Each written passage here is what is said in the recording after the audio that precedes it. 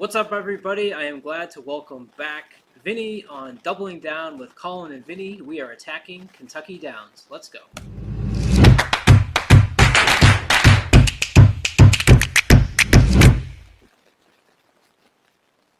What's up, everybody? Doubling Down with Colin and Vinny. I am glad to see that Vinny made it back. Vinny, how's it going? I'm good, man. I'm good. Yeah, I survived my first trip to Nashville, and unfortunately, I didn't make it to Kentucky Downs, but next time. You will be glad to hear that Andrew filled in admirably for you, and we connected together on the first double that we did. And because we did that, we decided we'll take a stab at another one. And Andrew hit the race at Kentucky Downs the first leg, but then the card got canceled. So your job is safe for a little while here on Doubling Down with Colin and Vinny. So today we are going to, as we said, take a look at Kentucky Downs for Saturday, September 10th. I had a superb weekend in the first two races at Kentucky Downs. Is Kentucky Downs somewhere you normally play? It is not, honestly. It's one of those tracks that if I see a horse I like and I've been following, I might take a stab at it. It's just a weird track. It's not one that I usually don't put a lot of stock into horses coming out of there either. If they run well here, my angle, as you'll see when we do our picks, if they've run well here before, that's kind of my angle, because some horses really like Kentucky Downs and some just don't. So that's kind of my angle for Kentucky Downs, and that's why I don't put a lot of stock into it. But the races itself are a lot of fun to watch. Full fields, weird turf course. It is a good time. They're fun to watch, but for someone that works in TV like myself, I kind of go insane while the camera cuts, and just when you think you're getting a sense of who's where in the race, it cuts to an angle that is head on, and you're like, oh my god, so now what's happening? And thank God we got Larry Colmus there, because he does such a great job. So even when they cut, he does an excellent job of calling the race. He's one of my favorites. I miss him up at Saratoga. There'll be some changes with the callers up at Saratoga. If you saw the news on that, John Imbriel is done, and they'll be bringing up Frank Miramati, who I think does an admirable job. I was really hoping to hear that it would be Larry Colmus coming back up to Saratoga, though. Yeah, I was actually surprised it wasn't Travis Stone. I actually thought Travis Stone was gonna get the Saratoga job. So surprised, but Frank does a great job too. So I don't think they could have went wrong with either choice. Yeah, I mean I like Colmus. I don't know. I don't like him as much as some people do. He was good at Saratoga. He's one of those callers, though. I feel like he gets in his head before the race how the race should run, and if it doesn't run exactly how he thinks, he kind of fumbles a bit. So I'm okay with him not calling Saratoga, but that's just me. It's synonymous with me going up there in my teen and 20 years of hearing him at the spa, so that's okay. So we'll move on. We'll go to Kentucky Downs. Here on Doubling Down with Colin and Vinny, we like to take a stab at what we think is an attractive daily double. I've done well at Kentucky Downs, and one thing we do like, one thing that's good for the doubles with Kentucky Downs is the big fields. I think that you can do a good job if you can narrow down the winners to getting some price. So sure, everyone kind of has their comments about Kentucky Downs, but if we could find our way there, usually we'll do pretty well on the payouts. As we saw the first 2 days of racing at Kentucky Downs, it was quite some great prices that came through. So the first race we will look at is race 8, is 1 mile on the turf, a grade 3 at Kentucky's Downs with the favorite Princess Grace at 3-1, the 8. Where did you end up in this race? I'm sorry, the 1 Delika is actually the favorite at 2-1. Yeah, I actually ended up on Delika. I know Princess Grace beat her last year. I thought Princess Grace got a great trip last year, and not. I'm gonna take a stab that she doesn't get the same type of trip this year. Delika, I just think, is in a different class than most of these runners. She's been running against top company. She just won the Grade 1 Beverly D. which, I mean, any of these horses wouldn't even, I don't even think would have factored in that race, to be honest with you. I know Princess Grace ran second. She's the main competition, just like the morning line says. I'm just going to take a stab that Delika is just better right now. Her race last year at Kentucky Downs wasn't bad. And if she improves off that Beverly D effort, she's going to be very tough to beat. So that's where I landed. Yeah, and I can't blame you there. One thing that I tweeted out over the weekend here, and I'm going to zoom in on the past performances for Brisnet. Something that has really been a great angle at Kentucky Downs in these first two races, as people talk about the hills and the funky turns, and it's just a unique course. Even the run-up is longer than what the race actually is, so while it says it might be a 6.5, it might actually end up being a 7 for a long race, and you kind of have to take that into consideration. And one thing I've noticed here on the Brisnet speed figures, or the Brisnet past performances, they give you the sire's average winning distance, and you'll see that I have it circled right here because Delika, on both sides, the sire and the dam, has the highest average winning distance in this race. And obviously what pops out that last race at 101, the 2-to-1 morning line is a little bit of what scares me away. What do you think? Do you think she's easily the favorite in this race? I don't know if she's easily the favorite here. I think between her and Princess Grace, they'll probably both stay around those morning lines. I know Shug's been hot, so Stolen Holiday probably going to take some money there. I think Stolen Holiday is a race or two away from being able to compete with those two. But that's the reason I'm only going to use one of them, and I'm going to go with Al Stall here and hope that she does improve off of that Beverly D win, and she can run another high 90, like low triple-digit buyer. Yeah, and I had some of those same points there on Stolen Holiday's past performances, but you'll notice what I put on the time here on that last race. She walks to the lead, and that kind of scared me away of how slow. Just had it really easy. Has the turf pedigree. Obviously, as you said, Shug McGahee's doing very well. So certainly someone to pay attention to, but I didn't like that walked out of the gate, or the speed that horse won that last race on. Where I ended up looking at was the 3 Henry Woods. And it's kind of going against what I tweeted out, right? And you see I put it in red here. The average winning distance is a little light for a race that's a mile. However, as you mentioned in the open here, you'll notice that at Kentucky Downs, this horse has a win over the track. And what I really love to see is the success at a mile in a 16th. And what I noticed on Henry Woods is the late pace closing numbers are the fastest of all in this race. And a horse closing at a class of has some success in Grade 3. You got Florent Giroux in the Ras race. Jillian Ray Peru. I don't know why I keep doing this to myself on these shows with Le Peru. But I think that that's possibly an upgrade here going to the turf. If there's any place that I want Le Peru, it's on the turf. And I think this course is going to be closing pretty well. And Henry Woods is one that I have on my ticket. But I know you've singled, so you weren't in the same boat as me. Yeah, Henry Woods this horse has burned me so many times.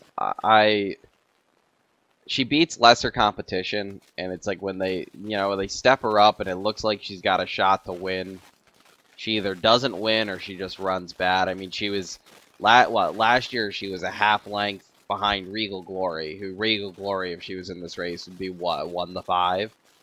Like, like she just missed against Regal Glory. She came back to win next time out, but then they ran her in the First Lady. She ran bad. And basically, since that First Lady, she really hasn't been the same. They had to ship her all the way to Indiana Grand for her to pick up another win.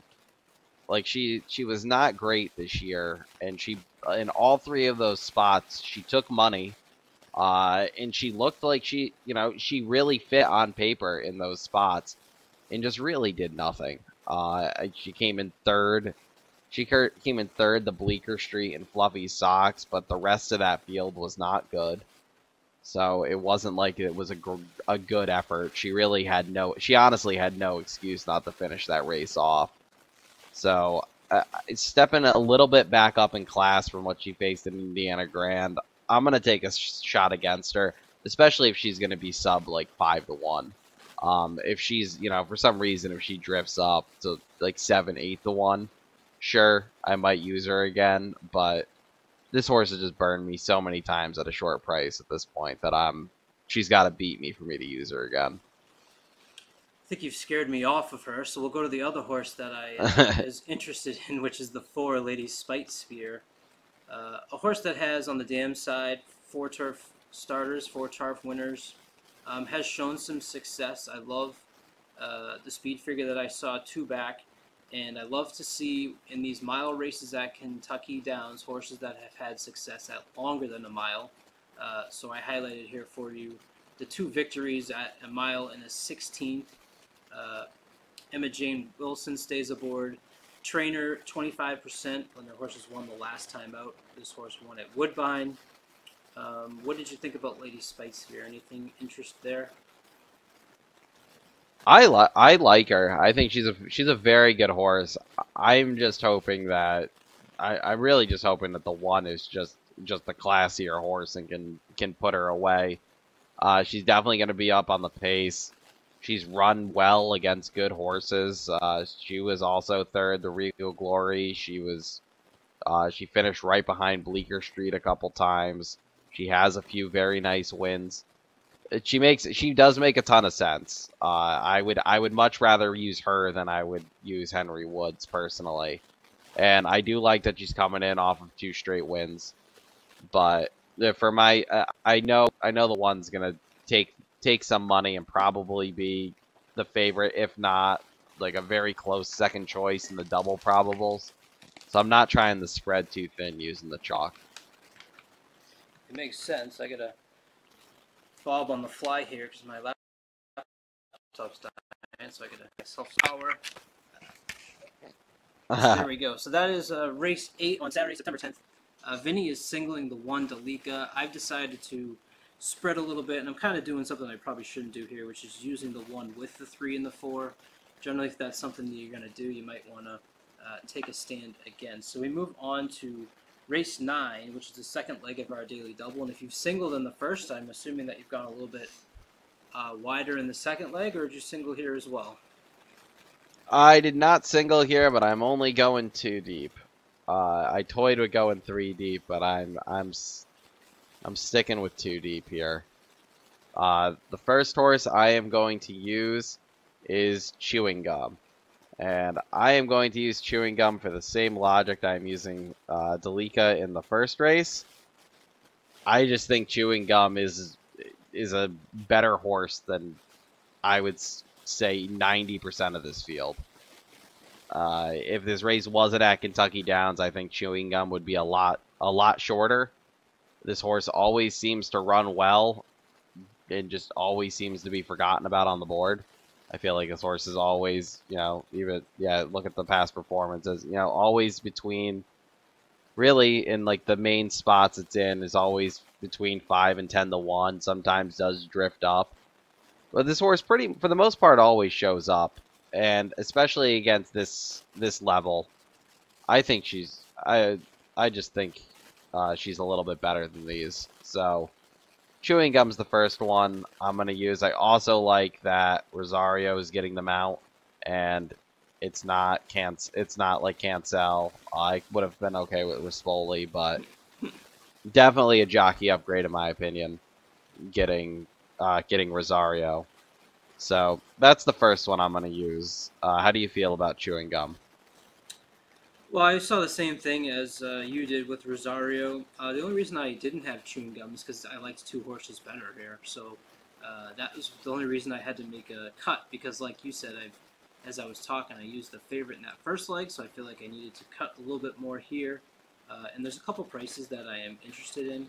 The first of that is the 7, Gregorian Chant. And this is a horse that I really, really like. This horse has done really well at the distance. The distance, average winning distance, is higher than what it is for this race. That's something that I continue to hark on at this meet. And Jose Ortiz generally does a lot better at Kentucky Downs. He had a superb year 2 years ago. Coming back over, I see that he gets the leg up here.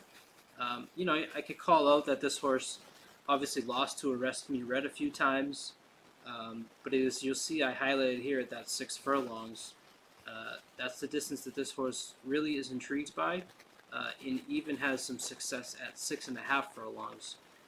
And then the last race was at a mile, where again the horse really performed well. So I'm just continuing to hammer that angle until it bites me, which is let's find the horses that have speed figures that fit in, that have had success that's longer than the distance that it is being run at today. And I'm just going to keep playing that angle until it bites me. And the other horse that I have that same angle going on is the 8 right next door, Brand. A horse that, as I see here, I've circled the average winning distance, 8.2 and 8.9. And you'll notice a grade 2, grade 3 winner. And this horse has had some success at 6.5 furlongs. So I like that even more because the 6.5 furlong distance is longer than the 6 furlong distance that's being run at today. Andrew said on last week's show, be careful of Vincent Chimeno, a jockey coming over who he felt was going to have a really good meet, has 1 win so far out of 13 starts. So that was also attractive to me.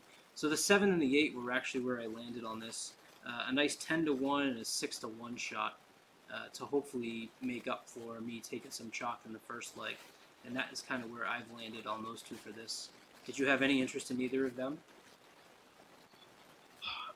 Gregorian Chant was kind of the last horse I left off. That would be the third horse I would add.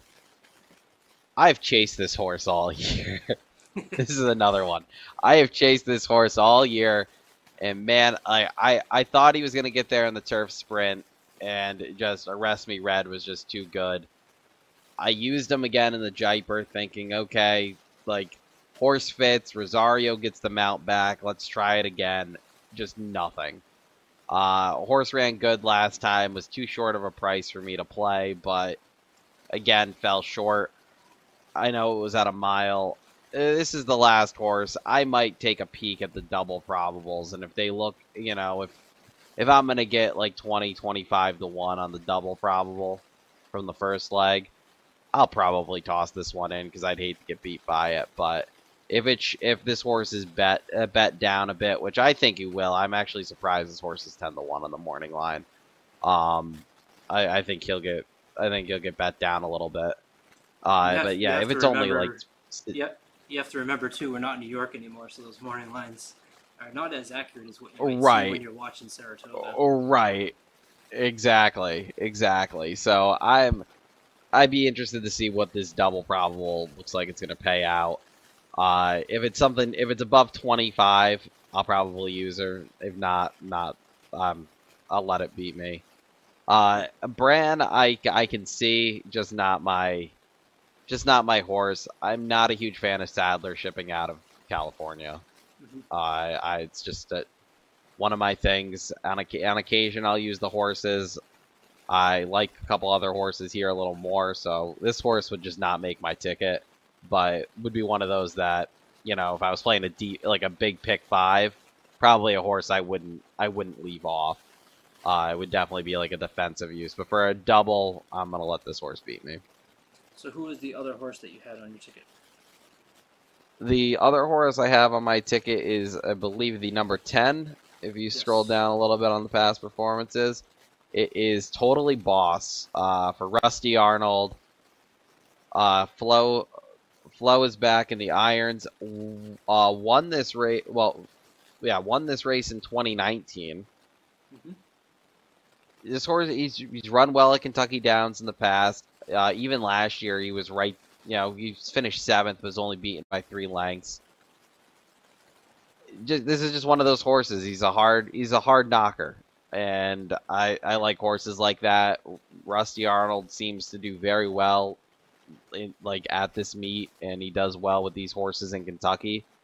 So I know it's technically near Nashville, but still, he does good. He does good in those Midwestern states. I think he's been prepping here. This horse he's faced better before. I know he hasn't really this year, but he closes.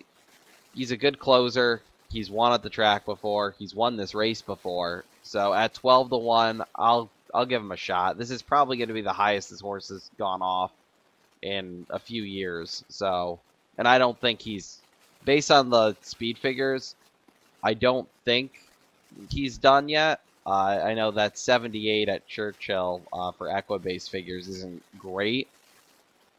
But besides that race, you toss that race out and his figures fit with everybody else still. So I'm willing to give this one another shot. And you'll notice that the change this year is that in the past performances for this race, there you see I have it highlighted, it was a grade 3. Apparently this race has been upgraded to a grade 2. This must have been one of the races now that is a grade 2, as you'll notice on the past performances here. The one thing that scared me away about Totally Boss, and I hate to just hark the same angle all show, but I'm going to do it until it beats me. I see this horse that was having a lot of success at 5 and 5.5 furlongs. And the angle I've just been playing is play the horses that have been running at longer distances and putting up better speed figures that are coming back. And that was kind of the reason that I made the decision to not use Totally Boss. And that is kind of what I decided to. Was there anybody else that might have scared you in this race? I certainly took a long look at the, let me find the number, Necker Island. Did you know what to do with Necker Island? If Necker Island beats me, he beats me. That's how I feel about Necker. That's how I feel about the Necker Island. If he beats me, he beats me. I don't think he's a turf horse. Yep, and that's what I don't think he's. Here.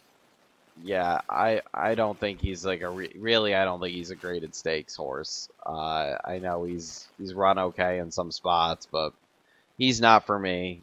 Arrest Me Red, a logical horse. Obviously, I'm just not gonna play the chalk double. I'm gonna try to beat this one. It would not shock me in the least if this horse wins, especially. Irad just won 5 at Colonial. So this is one where this is one kind of like where the double with Gregorian Chant, if it's high enough, if I'm gonna get like 10-1 on the chalk double, I'll play it. Like this horse would be on my double. I'm tossing this horse under the assumption that I'm only gonna get like 6-1. And at 6-1 with the double in a full field, I'll take my chances. But if this drifts up to 10, 11-1, like 100%, I'm not gonna let this horse beat me because this is probably the best horse in the race by far. So yeah, poor job on my behalf of not even mentioning Arrest Me Red. I should have started off right there. This is obviously the horse that is your 9-5 favorite. 3 for 4 at the distance. Hasn't run at Kentucky Downs, but whenever you have Wesley Ward teaming up with Irad on the turf, it's certainly someone that you need to pay attention to. And what I've noticed at Kentucky Downs, at least over the first 2 days of racing, is that the outside posts have done pretty well. So there's not really a concern there being out in the 12. A grade 2nd place in grade 1 race, a grade 2 winner. You can't really go long with Arrest Me Red, but I sort of took the same approach as you did, is crazy things happen at Kentucky Downs, and hopefully some of these horses that have gone longer can cut back and get that win for us, right? Right. That's kind of what I'm hoping, is that it's just not chalky. One horse I wanted to point out is on the also entered Artemis City Limits. Did you check out this lifetime? If you do the math of how this horse is finished. 19 yeah, for 20 no, in the his money. horse. Yep, and just won at Saratoga. I had him that day at Saratoga. Gate to wire winner.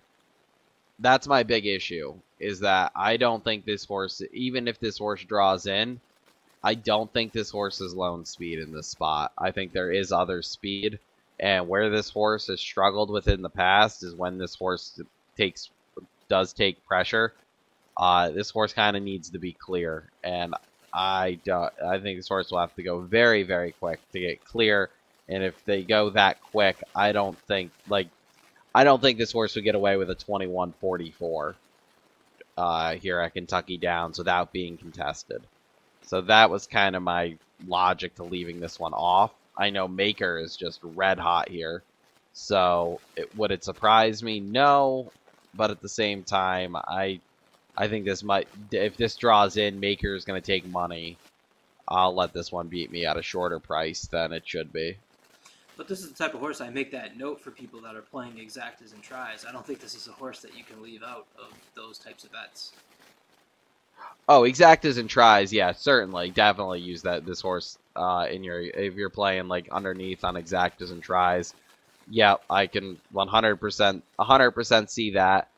I would probably be more inclined to use this horse if Saez was here. Saez has rode this horse basically perfect in the last 2 starts, but Tyler gets them out, and nothing against Tyler. He's not Luis Saez. And I'm impressed that this horse has done 19 out of 20 in the money at whatever he's been thrown at. On the dirt, on a good turf, yielding turf, 5 furlongs, 6 furlongs, 7 furlongs, 5.5 furlongs. Different jockeys. Yeah. The horse just hits the board. The only thing that hasn't really shown there is, it's all been optional claiming races, which obviously is a step up in class here for him. But it's hard to ignore that 19 out of 20. It was something that just popped right off the page for me, which is why I made that note of don't leave him off your exactas and tries if that's what you're playing in this race. Exactly, and I agree with that. I think it's more likely this horse comes in second or third than the horse would be to actually win. So there you have it. That's our doubling down with Colin and Vinny for Saturday, September 10th, looking at races 8 and 9 at Kentucky Downs. Anything else, Vinny, that you want to add for this? Good luck if you're playing Kentucky Downs. It's one of those. I feel like it's one of those tracks. I mean, I know you said you've been hot, but I wouldn't use the whole bankroll at Kentucky Downs. It's a fun meet. It's a short meet, but it's one of those meets, and it's definitely one of those meets that's like, if you start cold, don't try to chase. If you're hot, keep playing. If you miss 3 races in a row and you're not even close, just save your money. Don't play the 4th race, because it's one of those tracks where it probably doesn't get better. If you're not seeing Kentucky Downs right, you don't see Kentucky Downs right. It's just how it is. I bet the last few years, it's one of those meets that I've looked at, and some days are better than others. But when you're cold, when you go cold at Kentucky Downs, you really go cold. It's not like you're losing every single photo at Kentucky Downs.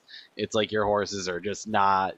They're just not there. So play smart. Is kind of the message. So my advice to people, what I've done and how I've had success at Kentucky Downs, is by playing in tournaments or like stable duels where you can get in for the whole card for a $12, $20 entry. So I've been playing the exacta box tournaments on horse tourneys where you can take shots with these long shots. I came in 5th in a stable duel tourney on Sunday playing Kentucky Downs, and you get to play the whole card. You get to have fun with it, and you're not in that situation where you start losing and now you're getting behind and you're playing these odd races, right? So that's a way that I've actually approached Kentucky Downs, and you kind of get frustrated when you're hitting the exacta boxes in the tourney, and you're like, oh, I should just be betting these. But part of that is remaining, what your plan is for that day and sticking to it and not going away from that. Yep, agreed. And yeah, that's a great way to play. That's a great way to play like any track, especially if you're not super familiar with the track, or it's a track like Kentucky Downs that runs 10 times a year, like to do tournaments and stuff like that to see where you're at, because it's a very it is tough to like go to like one meet ends like Saratoga, and then they're going some of these horses are coming from Saratoga, and you'll find that sometimes the horses that run good at Saratoga don't run well here, don't run well at Aqueduct. And, people will bet the same horse like hand over fist, and it's like, well, the horse doesn't like that track. And then they get themselves in trouble. So definitely a smart way to play tracks, especially when they're tracks like this that are very weird to run and don't run a ton throughout the year. Yeah, and keep your eye on horses that have been moving in from Ellis Parks. I've noticed that they've had quite a bit of success in the first couple of days here. We'll see if that continues. I went 1, 3, 4, 7, 8 in my daily double. Vinny is single to the 1 in the first leg with 2 and 10 in the second leg on race 9. Hopefully one of us will bring it home. We both can't win with our selections this week because of leg 2, but hopefully one of us will, and we'll keep the streak going that Andrew and I started for us last week. Vinny, good to see you, and we'll do this again. Good to see you.